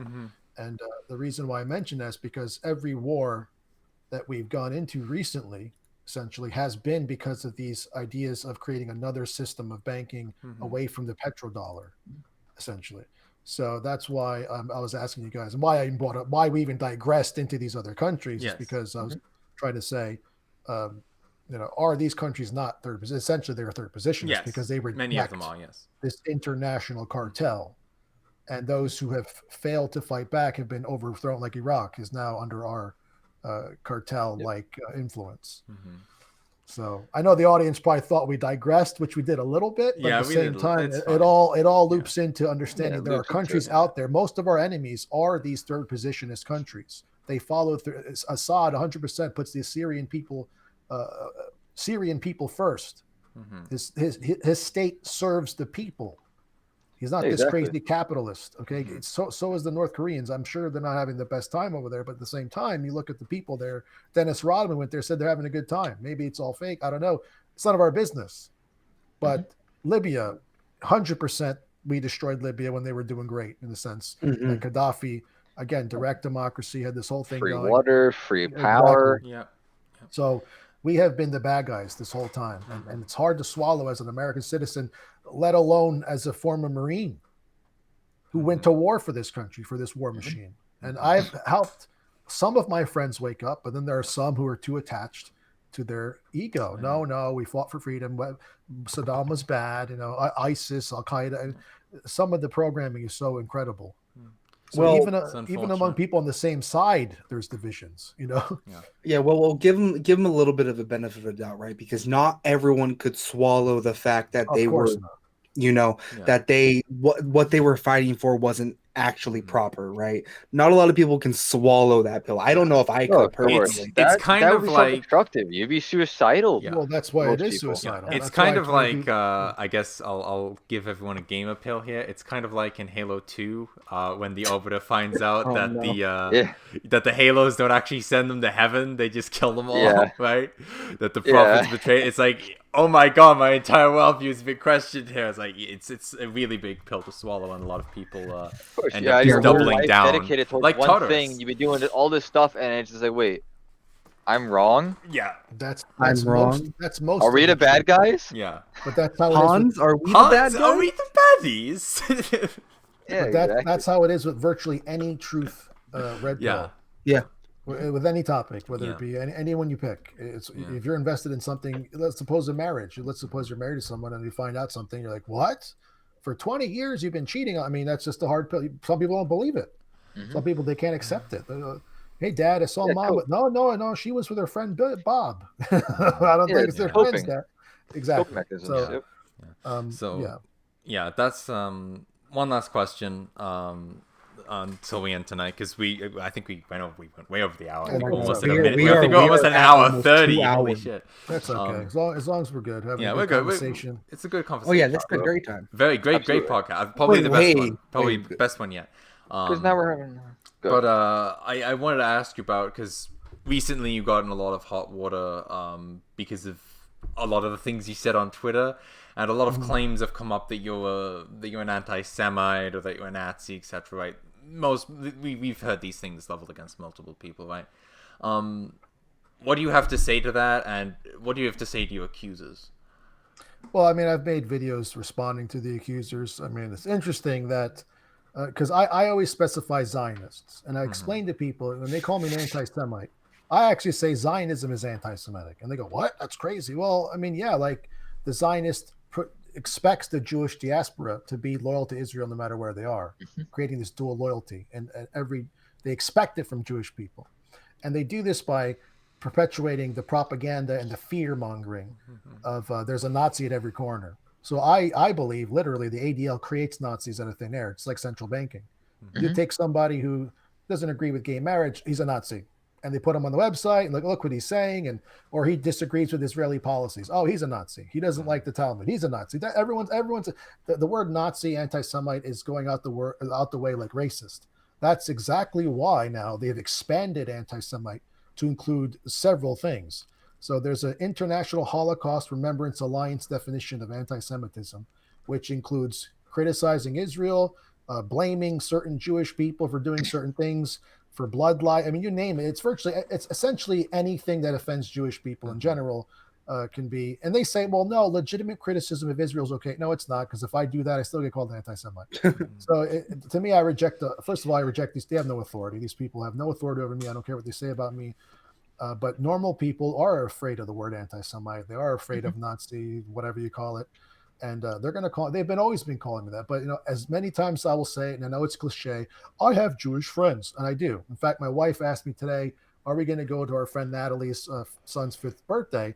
And she's a Jewish woman. In fact, her mother was born in Israel, was an Israeli actress, and we get along just fine. And people know my politics, because what the Zionists want, they want every Jewish person to be afraid of people who criticize Israel. That's what it comes down to. Now, again, in my life, I've always had friends that are Jewish. I live in New Jersey.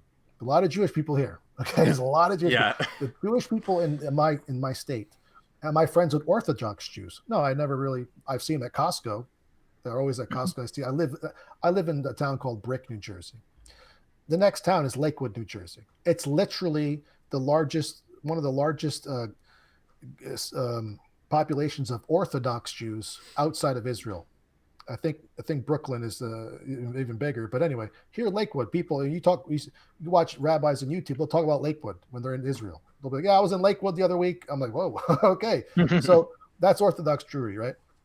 They're very conservative, actually. They're completely different than the left-wing Soros Jew. You'd be crazy. Very different people. Actually, I think there's an entire sect of the Orthodox Jews that are completely against the state of Israel. Oh yes, no, I've seen that somewhere. The Kudra, the Nutra Kudre or something, but they are against it in a religious sense. For example, I was watching a rabbi the other day, Rabbi Yovin, Yaron Reuven. This guy's woke. He talks about Germany, all this stuff. I'm very familiar. He said, "Listen, I'm against what Israel's doing. But we already have the land. What are we going to do? Leave?" So he is practically, I agree, two-state solution is probably what should happen. But anyway, aside from Israel, I am not I don't hate Jewish people. It's just because you're born a Jew. That's anti-Semite would be that guy from like American History X. Oh, these damn Jews. That's an anti-Semite. Like, just hate Jewish people for no reason at all. Just hate them, right? And you blame them for everything. That's probably what an anti-Semite is. Me, I look at the Jewish question. I see many levels to it. First of all, I've known Jews in my life. Many of the Jews that I know who I've been friends with are Russian Jews. They've also assimilated with non-Jews. This is the worst thing that ever happened. Golda Meir said miscegenation is worse than the Holocaust. All the Zionists hated it. Okay, that's why they have they copy the Nuremberg laws in Israel. Yeah, they don't accept marriages between Jew and non-Jew in Israel. They don't accept gay marriage, although here it's all over the place. There's so many different laws in it. DNA to get back. I mean, it's incredible how they do it over there. But when they say I'm an anti-Semite, I say name a Jew that I hate. It should be easy to name one, right? Name a single person I've ever been hateful against. I don't hate anybody. I look at the Jewish people. They're like anyone else. I believe, and I've said it many times, they are the most brainwashed people on earth. First, their religion, if they believe it. They're the chosen people. Wow, that's going to help, right? That's not going to cause problems. Secondly, Auschwitz. Go to Auschwitz. Look what happened to Grandpa. Nonstop. Auschwitz is for them. You know, it's send them there. There's a Nazi at every corner. You're going to die. You're going to get gassed. Trust us. Protect Israel at all costs. That's what they're doing to these people. And I make a video saying that, gets blocked. I mean, the one video that gets striked, it's me telling American Jews, "Hey, look what they're doing to you." So I'm trying to help Jewish people break away from this toxic tribalism, because I know history shows that the Goyim masses, they don't think like I'm thinking. They don't say the Jewish question is complex and we should try to stop the situation from getting worse. Anti-Semitism on the rise. I don't want to see anyone get hurt.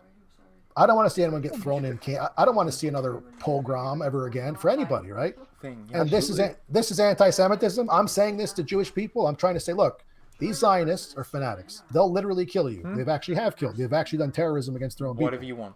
I think it was Egypt. They blew up a synagogue. What did they do? A synagogue explosion? I forgot what it was. But Zionists have hurt Jews. Okay, literally. And I tell people about Zionism, and I talk about Zionists, and Zionists are not always Jewish. In fact, there are many non-Jews, more non-Jews in this country, America, that are Zionists, Christian evangelicals. Zionists. Exactly. Yes. Exactly. So I talk about, I don't care if a Jewish person lives in America and follows the law. They can believe whatever they want. I don't care. Just like in Iran, there's 30,000 Jews in Iran. Not a hair has been heard on them ever. And Iran's supposed to be so evil, supposed to blow up Israel, right? But in Iran, supposed to hate Jews, supposed to be so anti-Semitic. Exactly. Iran, how are they still alive? What's going on? Exactly. 30,000 Jews, I believe. Not a single yarmulke was hurt, right? Not a single yarmulke, right? So that's what I'm trying to say when it comes. And then look, I bust balls saying that right there, because in my view, Jewish people, you're not supposed to treat them any differently, right? People say, oh, they have this victimhood mentality. No, listen, you're just like me. I know you may think that you're chosen, all that other stuff. I don't care. You're just like me. I'm going to criticize you just like anybody else. Unfortunately, when you brainwash them to believe all these things, they're victims, and they have been victims. There's no question that times they were burned at the stake, shot in machine gun pits. Absolutely. The question is why? And that's why a lot of these rabbis, like Yaron Reuben, Ben Parat, they're telling them why. Because you were communists. We're common. This is what they met. And I'm telling these people on the left wing, I'm telling conservative Jews too, you got to just forget about Israel, forget about all this other stuff. Just be an American. And a lot of my friends that are Jewish, I mean, they're half Jews or they're married to non-Jews, they're Americans. They voted for Trump, not because of Israel. They just think Trump's good. They don't know. They don't even know they don't even know a Jewish question exists. Most Jewish people think the Hollywood narrative. Hitler was married to, Hitler was gay and he had a Jewish wife, or his mom was killed by a Jew, and it's some stupid narrative. They don't understand the complexity of World War II. They don't understand the history. So when someone like us comes out and say, hey guys, we're trying to help you get out of this situation. We don't want to, that's me at least. Some people, maybe they really hate them. I don't hate anybody. I want to save people from disinformation. I don't care what race you are, what gender you are. I don't care. I don't want to see innocent people. I don't want baby Ezra in a work camp or in a death camp, whatever you want to call it. I'm done with that. I don't want to see it again. I think it's wrong. I don't even agree with what Hitler did. Some people agree. Put him in camp. Why are you putting everybody in camp? Why are you doing that? He did that. That to me is wrong. Exactly. People say, no, it's the best thing. It should have been worse. Talk to some person. those are what we call federal agents, Anthony. Right, yes, so the point I say is, the Jewish question, people have tried throughout history to solve it. And really, at the end of the day, you just have to be kind and understand that they are brainwashed like everyone else. I've been brainwashed. I was American exceptionalism. Go fight in Iraq. So this kind of compassion, the supremacists can't comprehend it. So the reason why they triggered by me so much, Celtic, to answer your question, is when I approach them, I don't put them on a pedestal. I talk to them like everybody else would talk to them. And I'm trying to get them away from the brainwashing, and the Zionist hates that. That's why they try to send death threats to my wife and everything like that, because they hate that I'm trying to convince them to stop being part of this toxic tribe. That's why. And to my accusers, so they can call me anti-Semite all they want. I think they print anti-Semites out of thin air, just like the central bank. They just make them up. Oh yeah, I don't hate anybody. If I hated them, go ahead. I was gonna say, you see on your Twitter too, they try to loophole. You're like, oh, you're trying to go, when you say Zionist, you mean all Jews. Come on, we know what it means. And I was in there, I was like, what? Because there's someone who's like, oh, majority of Jews are Zionists. And I'm like, what? And I added my one Jewish friend. I was like, can you confirm this for me? Because 80% of all Jews are no. No, they're mostly left wing. They're mostly Democrats. Yeah, 80%. That is I don't even. Where would you have to go use for it? There's so many words you could throw in there. There's no way to even source that. There is no way to source it, but I think that's preposterous. Yeah, the thing absolutely. Is, most Jewish people do have a love for Israel because they've been brainwashed to believe it. Of course, they're like, yeah, Israel's beautiful. Like my mother's, my friend's mother, my wife. I have a friend named Frankie. His wife is Natalie, right? That's my wife's friend. We both have this. We met her mother again from Israel. When she posts things on Facebook, it's Israel, everything's Israel. Sometimes she posts bad things about it. Oh my God, Israel did this to these Palestinians. So this is like any other country in the world. When you run into this whole William Pierce propaganda, you make it seem like it's a hive mind. They're all the same. They're all on the surface level. Yeah, right. On the surface level, it's no Jews loving Israel is no different than if, say, I'm 100% Scottish, me loving Scotland, right? It's no different because it's your homeland and this is America. But after you get down past the surface level of that and you see that the state of Israel is using white phosphorus bombs against children, that's when it, you know what I mean? Yeah, and we have Jewish people, Natalie Portman, all these celebrities who are Jewish. They're like, oh my God, Israel's being two-state solution, da-da-da-da. We've seen this before. So we know it's possible to break the Zionist program. And that's why I use the word Zionist. I don't use the word the Jew. I don't use anything like that because that doesn't explain everything. That doesn't get to the Jewish question. Again, even the whole thing saying the Jewish question implies it's a racial thing. Is there an ethnic component? Perhaps is there, but the point at the end of the day, it all comes down to the programming. So the reason why they're going to call me an anti-Semite is because I'm trying to break the programming.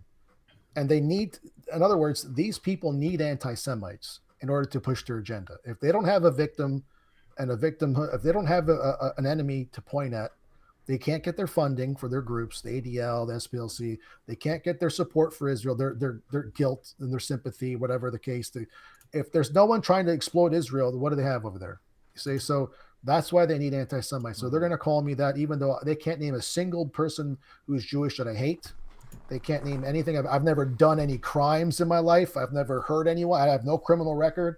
Zero. They're just going to call me all these names, call me a boogeyman. And that's what they do with anybody who speaks the truth about this subject. And my approach to the Jewish question is probably very unique, and they've never seen this approach before. So it's kind of freaking them out, I think. Yeah. But ultimately, that's what I say to my accusers. I don't care what they say. They have no power over me. I'm not afraid of their stupid words. And I intend to continue, hopefully, waking up more of their people. And if I can't, that's not my problem. But ultimately, at the end of the day, I'm not going to stop spreading the truth about what I think is the greatest threat to our country is Israel in regards to a country, but also the banking cartels, which somehow happen to be many of these people from the tribe, Rothschilds and all these other types. Again, that's not every Jewish person. Not every single person. A lot of Jews are dead. That's the thing. Yeah, exactly. You see me in the group talking about that, like with some of the people. It's like you can't. And no one really in here does it, but I'll just ramble about it sometimes because you usually have it like the white nats. It's like, oh, it's exclusively Jews doing something. It's not exclusively that, and you shouldn't be like exclusively centering on like a sole, like singular people. You should be outlawing the behavior so to speak. Not so much like outlawing a Jewish behavior. No, it's just like this behavior that you hate so much. I wouldn't want, like, let's say a German doing usury. I don't care who the hell you are, or having a dual citizenship in government. I don't care who the hell you are. I don't want that to happen. You don't deserve any of that. No. Exactly. Again, this is about a behavior issue. Yeah, exactly. And therefore, it's not about the person biologically. It's about the behavior they're exhibiting. And this behavior is not unique to any one group. We see these behaviors. We see greed. We see envy. We see all sorts of unethical practices done by groups across the planet throughout history. We've seen it all the time. So we have to just go after these certain behaviors, and that should stop the problem. And also get people to learn the truth about everything that they need to learn from, so they could break their own brainwashing. And I agree, and I believe every elite has their every group has an elite. White people have an elite, black people have an elite, like Al Sharpton types, race pimps, So every group has it. And we have to break the stranglehold of the elites and the propaganda, because that's what they do, divide and conquer. So okay. Anyway. On that note, the moment that hold on. The moment that America is unified is the moment that we start thinking about corporations, is the moment that we start thinking about usury. It's the moment that we start thinking, having these no thoughts, right? The moment that we start to break the chains that we have been under for what argued 90 years? Forever. Basically for as long as the U.S. has existed. Yeah. I would say the golden years of the United States was about 20 years after it was created. Oh, you mean like 1912 where they got BTFO'd by the British? And that's coming out of an Irish, but like, come on, guys. Anyway, on that note, we'll end there. Mr. John Gage, thank you so much for coming on to Third Way Radio. Yes. You have a book.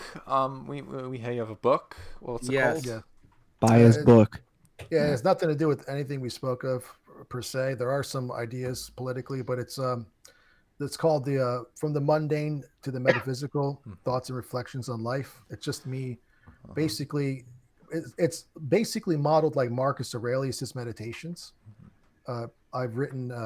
There's 23 sections in the book. Each section has 15 entries. These entries are different from each other. So you read one thing, it'd be about health and dieting. The next thing could be about politics. The next thing could be about relationships. And so, in other words, the reader's never bored from every entry, from one to another. They could be one sentence. It could be 2 paragraphs. It could be 2 pages. It's very interesting. And I did it over a year's time. And again, it's just me writing my thoughts, my experiences, a lot of intimate things, personal things, helping people out. So it's like a self-help philosophy book that also gets political and metaphysical. Talk about the stupidest things to like the does God exist type questions. That's why it's a mundane to the metaphysical. So wonderful. I'll pop a link in it in the description. Sure. And where can people find you? Well, my Twitter, Angelo John Gage, and then also my YouTube is Angelo John Gage, and then I also have angelojohngage.com. You go there. I write some blogs here and there, but that's really it. But I do most of my work, if you will, on Twitter, which is just activism, trying to red pill people. Okay. But no, other than that, that's where you'll find me. Okay. Thank you so much for coming on. Having you, Angelo. This has been another episode of Third Way Radio. Thank you so much for listening, and good night, everyone. Yeah, I'm officially the co-host now, so okay, Pumpkin's officially the co-host. That was a good show.